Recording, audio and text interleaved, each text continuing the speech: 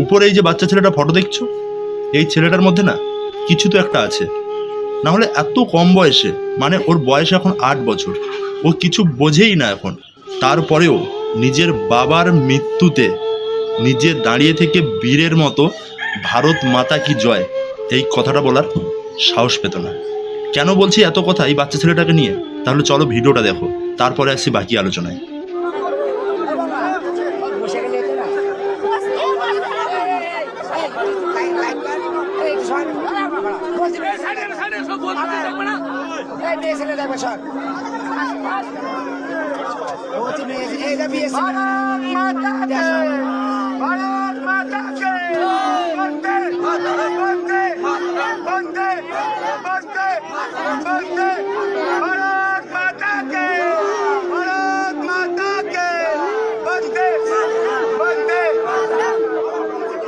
দেখলে তো ভিডিওটা, এবার আমি পুরো ঘটনাটা খুলে বলি। এই ছেলেটার বাবা মানে আমাদের একজন ইন্ডিয়ান আর্মি ছিল, বীরের মতো মৃত্যুবরণ করেছে। সো তার ডেড বডি যখন বাড়িতে এসছে, এইটুকু বাচ্চা ছেলে সে তার বাবার মুখে আগুন দেওয়ার জন্য গেছিলো এবং সেখানে সামান্যতক ভয়ভীত না হয়ে, সামান্যতক টেনশন কি করবে সে জানেই না, সে বোঝেই না, কিন্তু সে সেখানে ভারত মাতা কি জয় এবং তার বাবাকে স্যালুট এইটা বারবার বলছে। সো এই এত কম বয়সে এত বোঝার এখনো কোনো ক্ষমতা হয়নি, সে হয়তো জানেও না যে তার বাবা আর কোনো দিন ফিরে আসবে না, তার বাবা আর কোনো দিন খেলনা বা খাবার হাতে নিয়ে এসে তাকে ডাকবে না। সে কিন্তু কিছুই জানে না, কিছুই বোঝে না, তবুও কিন্তু ছেলেটার মধ্যে একটা বীরত্ব ভাব আছে।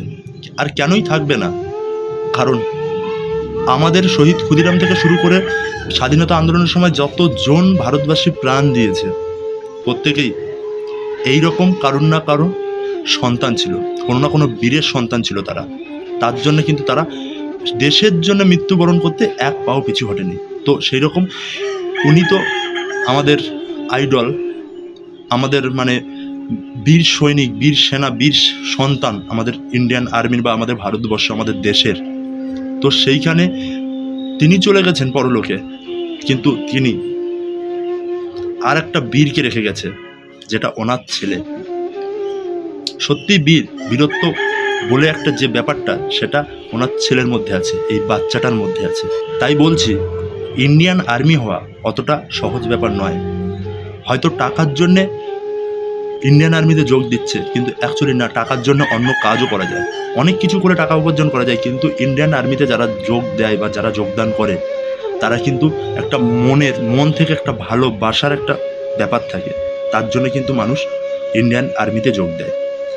আর এই কয়েকদিন আগে একটা কথা হচ্ছে না, ফিট বিশ্বজিৎ, ওকে বলছি, দেখ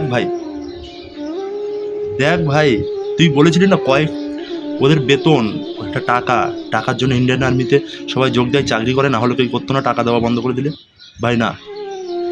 ভাই না, তোকে যদি বলা হয় তোকে আমি 10 লাখ টাকা দেবো, তোকে মরতে হবে, পারবি না তুই। এই সাহসটা সবার মধ্যে থাকে না, অন্তত তোর মতো কুলাঙ্গারের মধ্যে তো থাকবে না।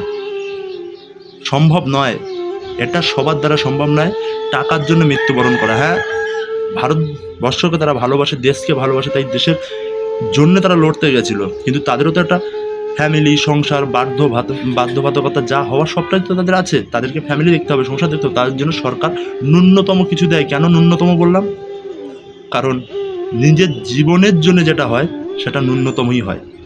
তুই যাই দিস নিজের জীবনের বিনিময়ে, যদি লাখ লাখ টাকাও দেওয়া হয় তো সেটা ন্যূনতমই বলা হয় তাকে। ভাই তোকে বলছি, দ্বিতীয়বার বেঁচে থাকলে দ্বিতীয়বার আর ইন্ডিয়ান আর্মিদেরকে নিয়ে কথা বলার সাহস করিস না, তাহলে যেখানে আছিস সেখানে গিয়ে পুঁতে রেখে দেবো। এটা ওয়ার্নিং তোর জন্য। তোর চোখে আঙুল দিয়ে দেখালাম, এই বাচ্চাটাকে দেখে শেখ, কি পরিস্থিতি বাচ্চাটার, সে নিজেও জানে না, তবুও কিন্তু সে ভারত মাতা কি জয় বারবার কিন্তু কথাটা বলছে।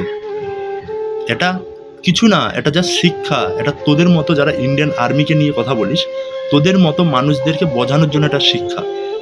তাই ভাই শুধরে যা, ইন্ডিয়ান আর্মিকে নিয়ে কথা বলিস না। আর এই বাচ্চা ছেলেটার ব্যাপারে কি বলবো, জাস্ট আমার মধ্যে তো ভাষা নেই। কারণ এরকম একটা সময়ে যে ছেলেটা এরকম বীরত্ব দেখাতে পারে, তো শুধু এইটুকুই বলবো, বস আপনি তো আমাদের ছেড়ে চলেই গেছেন, যেখানে থাকবেন ভালোই থাকবেন, কিন্তু আপনি যে বীর সন্তানটাকে রেখে গেছেন। তার জন্যে স্যালুট বস, স্যালুট। ভারত মাতা কি জয়।